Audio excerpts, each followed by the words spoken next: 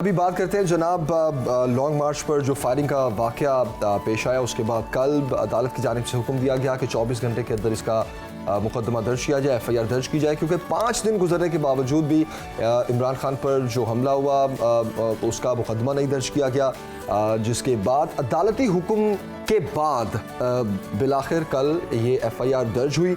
लेकिन इस FIR को माना नहीं जा रहा PTI की जानिब से। क्यों नहीं माना जा रहा और इससे पहले जो दरख्वास्त दी गई थी इस सारे मामले पर बात करने के लिए ब्यूरो चीफ लाहौर नसीम सिद्दीकी साहब इस वक्त हमें ज्वाइन कर चुके हैं। नसीम साहब गुड मॉर्निंग, कैसे हैं आप? और सबसे पहले तो ये ज़रा थोड़ी डिटेल बताइए कि FIR दर्ज हो गई लेकिन उसको अब माना नहीं जा रहा, क्या इसलिए क्योंकि जो नाम दिए गए थे वो नाम शामिल नहीं है इस FIR में? वेरी गुड मॉर्निंग और थैंक यू वेरी मच। देखिए, जिस वक्त ये वक़ुआ पेश आया उसके फौरन बाद ही PTI की क़यादत में और इमरान खान साहब ने ये कहना शुरू कर दिया कि उसमें 3 नाम शामिल किए जाएँ, जिसमें वज़ीर-ए-आज़म शहबाज शरीफ का नाम था, वज़ीर दाखिला राना सनाउल्लाह का और इदारे से एक सरबराह उनका नाम भी दिया जा रहा था, जिसकी वजह से FIR नहीं काटी जाती, क्योंकि ये जो नाम दिए जा रहे थे ये उनका अपना शक व शुबा था या वहम था, इसका कोई सबूत उनके पास नहीं था। और जबकि जाए वक़ुआ से जो मुल्जिम गिरफ्तार हुआ था जिसने फायरिंग की थी वो सबके सामने था, तो इसकी वजह से काफ़ी प्रॉब्लम्स आ रही थी और कोशिश हो रही थी कि कोई एमिकेबली FIR काट दी जाए वक़ुए की और इन लोगों का नाम उसमें ना डाला जाए। और जब सुप्रीम कोर्ट ने कल IG पंजाब को बुलाया कि भाई आपने अभी तक FIR क्यों नहीं काटी, तो उन्होंने कहा कि हमें पंजाब गवर्नमेंट ने मना किया हुआ था, जिसकी क्लैरिफिकेशन मोनस सलाई साहब ने ट्वीट करके दी कि उनका कहना था कि पुलिस हमें कहती कि हम नामालूम अफराद के खिलाफ FIR दर्ज करेंगे, तो जिसके लिए हमने उनको मना किया था। लेकिन आपने देखा कि कल रात को वजीराबाद के थाने में जिस हदूद में ये वाकया पेश आया था वहाँ पे FIR दर्ज की गई है और जो वाकया पेश आया था एग्जैक्टली उसकी जो है उन्होंने अक्सबंदी एक किस्म की FIR के अंदर, और बिल्कुल दुरुस्त तौर पे उन्होंने नाम जो है जिस शख्स ने फायरिंग की थी और जो पकड़ा गया उसका नाम भी बीच में डाला गया है, पूरे वाकये के बारे में FIR में लिखा गया। तो अभी जो FIR वाला मामला था वो किसी हद तक जो है वो सॉल्व हो गया है और अब बाकी तफ्तीश आगे चलती रहेगी। जी नसीम सिद्दीकी साहब बताइएगा कि अब आगे लाए अमल क्या होगा PTI का, गवर्नमेंट का? देखिए, PTI तो अपना एहतजाज जारी रखेगी। उनका तो फवाद चौधरी साहब ने कल ट्वीट किया था कि अगर तो इन्होंने हमारे कहने के मुताबिक FIR ना काटी तो हम इस FIR को एक कागज का टुकड़ा समझेंगे। जबकि हुकूमत ने एक जुडिशल कमीशन की बात की है और सुप्रीम कोर्ट से रिक्वेस्ट की है कि एक फुल बेंच जो है वो इंक्वायरी इसकी बनाई जाए, और उसमें वज़ीर-ए-आज़म शहबाज शरीफ ने कहा कि अगर मुझे पेश होने के लिए भी कहा जाएगा तो मैं बिल्कुल वहाँ पे पेश हो जाऊंगा। तो अब ये है कि FIR कटने के बाद अब पुलिस जो है इस पूरे वाक़े के ऊपर तफ्तीश करेगी, अपने सारे तौर तरीके इस्तेमाल करेगी, जो जो मुल्ज़मान गिरफ्तार हैं उनके बयान लेंगे और उसके बाद अपनी तफ्तीश को आगे बढ़ाएंगे। और उसके बाद ये केस जो है वो अदालत में चला जाएगा और अदालत में अगर फुल बेंच बन जाता है या चीफ जस्टिस सुप्रीम कोर्ट के जो है वो कोई भी बेंच बनाते हैं तो उसके सामने जब पेश किया जाएगा तो फिर अदालत में ये केस तमाम चलेगा, गवाह पेश होंगे, सबूत पेश होगा और फिर मामला आगे बढ़ता चला जाएगा और उसका फिर फैसला भी आ सकता है। जी अच्छा, लॉन्ग मार्च का मुस्तकबिल क्या देख रहे हैं आप? क्योंकि लॉन्ग मार्च की दोबारा से कॉल तो दे दी गई है PTI की जानिब से, दूसरी जानिब जो है वो वफाकी हुकूमत भी तैयार खड़ी है कि इस मार्च को एंटर नहीं होने दिया जाएगा इस्लामाबाद में और कंटेनर्स लगाए जा रहे हैं। ये सारी सूरत हाल आपके ख्याल में क्या आने वाले दिनों में हम कोई टकराव देख रहे हैं? जी बिल्कुल, देखिए पाकिस्तान में पोलराइजेशन सियासी पार्टियों के दरमियान बहुत ज़्यादा बढ़ गई है और उसका शाखसाना आपने देख लिया कि इमरान खान साहब के ऊपर एक अटैक भी हो जाता है। तो लॉन्ग मार्च जो है पहले इमरान खान ने ऐलान किया था जब उनको शौकत खान मेमोरियल हॉस्पिटल से डिस्चार्ज किया गया था कि वो लॉन्ग मार्च जारी रखेंगे मंगल से, और उसकी क़यादत जो है वो शाह महमूद कुरैशी और असद उमर करेंगे। लेकिन कल आपने देखा कि 2 दफ़ा डेट को चेंज किया गया। पहले कहा गया कि ये बुध से शुरू होगी और फिर फाइनली बताया गया कि ये जुमेरात से लॉन्ग मार्च उसी जगह से शुरू होगी जहाँ पर PTI के चेयरमैन इमरान खान साहब के ऊपर हमला हुआ था। मुझे इसकी वजूहत से थोड़ा सा ये लग रहा है क्योंकि देखिए पूरी पब्लिक दुनिया इमरान खान साहब को देखने के लिए निकलती है, उनकी एक सेलिब्रिटी की हैसियत है, वो एक पाकिस्तान की सबसे बड़ी पार्टी के लीडर हैं लोग उनको सुनना चाहते हैं। तो मेरे ख्याल से ये थोड़ी सी मुश्किलात पैदा हो रही थी कि लोगों को किस तरह मोबिलाइज किया जाएगा, क्योंकि लोग शायद शाह महमूद कुरैशी को या असद उमर साहब को उस तादाद में ना निकले उनके पीछे जिस तरह वो लोग इमरान खान के पीछे निकलते हैं। तो शायद टाइम इसलिए गेन किया गया कि कुछ लोगों को इकट्ठा किया जाए, प्लान सही तरह मुरतब किया जाए और फिर वहाँ से लॉन्ग मार्च शुरू की जाए। अच्छा, जब लॉन्ग मार्च ये वक्फे से मूव करेगी, सियालकोट जाएगी, उसके बाद गुजरात जाएगी, जेलम जाएगी, खारियाँ जाएगी, ये 10-12 दिन का जो स्पैन है इसको पूरा करते हुए पिंडी पहुंचेगी। अच्छा, जब ये पिंडी पहुंचेगी ना, उस वक्त ये बहुत बड़ा क्योस पैदा हो सकता है, क्योंकि आपने देखा कि चंद हजार लोग इस वक्त पिंडी में या उसके गिरदो नवा में मुजाहरे कर रहे हैं, जिसकी वजह से आम आदमी की, इंसान की जिंदगी जो है वो अजेरन बनी हुई है।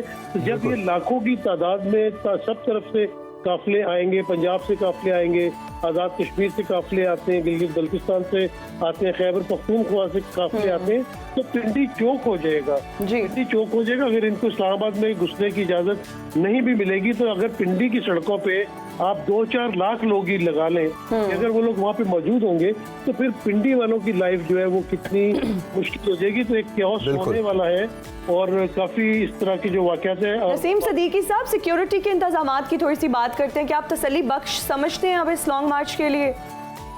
देखिए, वफाकी हुकूमत के इख्तियारात तो बहुत कम है, क्योंकि उनके पास किसी भी सूबे के अंदर हुकूमत नहीं है। उन्होंने सुबह सिंध से तकरीबन 6000 पुलिस एहलकार मंगवाए हुए हैं, कुछ वो फ्रंटियर कांस्टेबलरी को भी यूज कर रहे हैं और फिर जितनी तादाद इस्लामाबाद पुलिस की है उसको भी इस्तेमाल कर रहे हैं। लेकिन जब आप आवाम को और सिक्योरिटी इदारों को आमने सामने लाके खड़ा कर देंगे तो ये एक बहुत ही खतरनाक बात हो जाती है कि अगर अपने ही शहरी अपनी ही सिक्योरिटी फोर्सेस के ऊपर हमला करते हैं, पथराव करते हैं, या सिक्योरिटी फोर्सेस अपनी ही आवाम के ऊपर आंसू गैस फेंकती है, शेलिंग करती है, उसमें बच्चे भी होते हैं, उसमें औरतें भी होती हैं, तो ये बड़ी टकराव की सूरत पैदा हो जाएगी। मेरा तो अपना जो ख्याल है ये होना चाहिए कि जो भी मामलात हैं वो मेज के ऊपर बैठ के हल होने चाहिए। दुनिया में आपने देखा कि कितनी बड़ी बड़ी जंगें लड़ी गई, सेकेंड वर्ल्ड वॉर हुई जिसमें यूरोप तबाह हो गया, लाखों लोग मर गए, लेकिन आखिरकार उनको मेज पे बैठना पड़ा।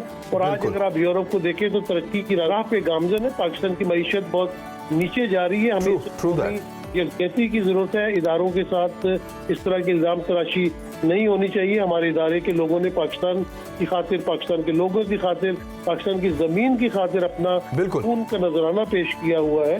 तो मेरे ख्याल से अफाम तफहीम से अगर कोई मामला तय हो जाए तो वो बहुत बेहतरी की तरफ। ओके, नसीम सिद्दीकी साहब, आप जिस तरह बात कर रहे थे कि टेबल पर बैठ के ही इन मसाइल का हल निकालना चाहिए, कभी भी सड़कों पर जो टकराव की सूरत हाल है वो मुल्क की बेहतर नहीं होती, मुल्क की तरक्की के लिए।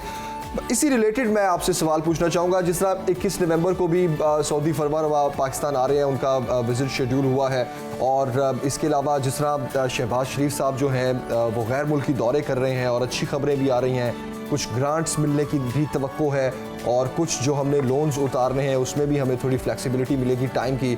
अगर चीज़ें अच्छी तरफ जा ही रही हैं तो पॉलिटिकल अनस्टेबिलिटी तो इस ख़ास तौर पर इस वक्त में तो बिल्कुल भी हमारे फेवर में नहीं है। बहुत अच्छा सवाल आपने किया। देखिए, हमारे मुल्क की इस वक्त प्रायोरिटी क्या है। हमारा मुल्क पे जो है वो बहुत पीछे जा रहा है, हमारे मुल्क पे इन्वेस्टमेंट नहीं आ रही, जो हमारे एक्सपोर्ट्स नहीं हो रही। तो हमें सबसे पहले पाकिस्तान को देखना है, पाकिस्तान फर्स्ट होना चाहिए। देखिए, पाकिस्तान है तो हम सब हैं, हम सब कहाँ सियासत करेंगे पाकिस्तान में, तो हमें पाकिस्तान की रखवाली करनी चाहिए। जो लोग आज़ाद मुल्क की कदर नहीं जानते, मेरा उनको मशवरा है कि वो मकबूजा कश्मीर में चले जाएं, वो फ़लस्तीन में चले जाएं, फिर उनको पता चलेगा कि आज़ाद मुल्क क्या होता है। जब आपको आज़ाद मुल्क में हर किस्म की आज़ादी हासिल है, मैं कहता हूँ कि पॉलिटिकल एक्टिविटीज़ होनी चाहिए, ये हर पॉलिटिकल पार्टी का हक बनता है। लेकिन जिस तरह पोलराइजेशन हो गई हुई है और एक दूसरे के ऊपर हमले हो रहे हैं, वहाँ पे थोड़ा सा दोनों को दो कदम पीछे हटना चाहिए। पाकिस्तान की बेहतरी के लिए सोचें। अगर आप जो आपकी पार्लियामेंट की जंग है, पार्लिमानी जंग है, वो आप पार्लियामेंट में लड़े। देखिए, इमरान खान साहब अगर पार्लियामेंट में मौजूद होते तो वो वहाँ पे अपोजिशन लीडर होते, वहाँ पे खड़े होके वो 2-2, 3-3 घंटे अगर तकरीर करते तो वो ऑन रिकॉर्ड भी आती और सबको ये बातें मालूम होती। और ये जो रोड्स के ऊपर क्योस हो रहा है, कम से कम ये नहीं होता। देखें, लॉन्ग मार्च हुई, लॉन्ग मार्च बीच में रुक गई, लेकिन हमारी बड़ी प्यारी साथी सदफ अपनी जान से हाथ धो बैठी, उसके बच्चों को वहाँ कोई वापस लाके नहीं दे सकता। कल एक पीटीआई का कारकुन करंट लगने से वो जाँ बाक हो गया, उस बेचारे की जिंदगी वापस नहीं आ सकती। हमने बाहर के मुल्कों में भी देखा है, इलेक्शन कैंपेन्स चल रही होती हैं, लेकिन इतनी पोलराइजेशन नहीं होती कि एक दूसरे को मार धाड़ हो रही हो। अगर आप पार्लियामेंट की जंग पार्लियामेंट में रखें, सियासी जंग सियासतदानों तक महदूद रखें। देखिए, जब आप इदारों के लोगों को इन्वॉल्व करते हैं ना, तो जो हमारे फौजी जवान इस वक्त बॉर्डर पे मौजूद हैं वो बड़े डिमोरलाइज होते हैं। उनके जो वालिदैन हैं, उनकी माएँ, खासतौर पे वो माएँ जिनके 2 बच्चे पहले शहीद हो चुके हैं, और उसने कहा मेरे तमाम बच्चे पाक फौज के लिए, पाक सर जमीन के लिए हाजिर है, उसका मोरल डाउन होता है। देखिए, अगर आपको कोई घर के अंदर, अगर आपको कोई अपने वालिद से इख्तलाफ होता है, बड़े भाई से इख्तलाफ होता है, तो आप मोहल्ले में जाके शोर नहीं मचाते, आप कोशिश करते हैं कि इस मामले को घर में ही सेटल डाउन कर लिया जाए। तो अगर इस तरह की कोई ग्रीवेंसेस आते भी हैं, तो जब आप सियासी मामला तय करने के लिए खुफिया मुलाकातें करते हैं, रात के अंधेरों में मुलाकातें करते हैं, तो इस तरह की ग्रीवेंसेस को दूर करने के लिए भी आप अंधेरे में चले जाएं या उनसे जाके बात कर लें। लेकिन जब आप ओपनली इस तरह की बात करते हैं, तो हमारा दुश्मन बहुत खुश होता है, क्योंकि वो कहता है जो काम मैं बाहर बैठ के नहीं कर सकता वो तो अंदर से हो रहा है। तो हमें इन चीज़ों का बड़ा ख्याल रखना पड़ता है, क्योंकि पाकिस्तान की जो जियोग्राफिकल सिचुएशन है वो बहुत ही अहम है। और आपने देखा कि अब ईस्टर्न और वेस्टर्न दोनों बॉर्डर से घिरे हुए हैं। अब मैं आपको छोटी सी मिसाल देता हूँ। जिन फौजी अफसरान के नाम लिए जाते हैं, आप ये सोचिए कि 20 साल पहले वो या तो लेफ्टिनेंट कर्नल होंगे या ब्रिगेडियर्स होंगे या मेजर्स होंगे, और 20 साल पहले पाकिस्तान में जिस तरह दहशतगर्दी की जंग लड़ी जा रही थी, किस ने वहाँ कुर्बानी नहीं दी होगी, और किसके लेफ्ट राइट जो है वो बंदूक की गोलियां नहीं गुजरी होंगी। और इन लोगों ने अपनी जान पर खेलकर, इन लोगों ने अपनी जान पे खेलकर हम लोगों की हिफाजत की। एक वक्त जब एपीएस हुआ था, आपको याद होगा कि उसके बाद लोगों ने अपने बच्चों को स्कूल भेजना छोड़ दिया था। एग्जैक्टली। इन्हीं सिक्योरिटी इदारों ने इस पाकिस्तान को दोबारा महफूज बनाया कि आज हमारे बच्चे फिर स्कूल जा रहे हैं, फिर हम एक नॉर्मल पार्क में जा रहे हैं, हम शॉपिंग पे जा रहे हैं। तो ये इदारे बड़ी कुर्बानियां देते हैं, इनके बड़े डिफरेंट। बिल्कुल नसीम सिद्दीकी साहब, आप बिल्कुल सही कह रहे हैं। और ख़ास तौर पर जहां आपने पार्लियामेंट में जाने का जिक्र किया, तो पीडीएम में शामिल तमाम जमातों का एक ही शिकवा रहा जब वो अपोजिशन बेंचेस पे बैठते थी कि इमरान खान साहब की हुकूमत थी और वो पीएम थे, और वो किसी भी बात पे ना बैठने को तैयार थे, ना हाथ मिलाने को तैयार थे, ना ही कोई डिस्कशन करने के लिए तैयार थे। तो ये आपकी बात सही है कि सियासत में थोड़ी फ्लेक्सिबिलिटी होनी चाहिए, और ख़ास तौर पर इदारों के खिलाफ बोलना, ये इसका कितना बुरा इम्पैक्ट आता है। तो सवाल एंड में यही रह जाता है कि हमारे जो सियासी रवैये हैं वो किस तरफ जा रहे हैं। नसीम सिद्दीकी साहब, बहुत शुक्रिया आपके वक्त के लिए, हमें ज्वाइन करने के लिए। और जिस तरह नसीम सिद्दीकी साहब बता रहे थे कि लेट्स सी कि अब ये जो मार्च स्टार्ट होगा, क्या टकराव की सूरत हाल बनती है, खासतौर पर अभी से जिस तरह कुछ दाखिली और खारजी रास्ते बंद हो रहे हैं इस्लामाबाद के, और पिंडी में चूंकि ये एक हुजूम सारा इकट्ठा होगा। जो लॉन्ग मार्च है, सॉरी फॉर माय वर्ड्स, हुजूम मैंने कह दिया, जो पीटीआई के सपोर्टर्स हैं, वोटर्स हैं, वो मुझसे खफा ना हो जाएं ये वर्ड बोलने पे। तो जो लॉन्ग मार्च है वो रावलपिंडी में बेसिकली इकट्ठा होगा, वहां से ये हुजूम फिर इस्लामाबाद में एंटर होगा। तो ये थी अब तक की सूरत हाल लॉन्ग मार्च के हवाले से और एफआईआर के हवाले से।